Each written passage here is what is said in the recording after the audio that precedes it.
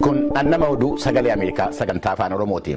Lammiilee Itoophiyaa biyya Maanmaar keessatti qabamanii turanii booda gara biyya Taayilaanditti deebifamanii jiran 133 keessaa namoottan 32 gara biyyaatti deebifamuu isaanii ministeerri dhimma alaa mootummaa Itoophiyaa beeksisee jira. Sirni baallii gadaa Booranaa kan baallii Jiilaa dabarsuu marsaa 72ffaan dilbata kaleessaa bulchiinsa Oromiyaa godina Booranaa keessatti raawwatee jira. Meeshaaleen aadaa adda addaatii fi fayyadamni isaanii sirna kana irratti mul'atanii jiru. Galmoo Daawiti sirna kana hordofee jira. Maqaan kiyya Shukkee Godaanaa jedhama. Jila Baalli Gadaa Booranaa marsa 72 haaromsaan booda kabajuuf galma kan keessatti argamna.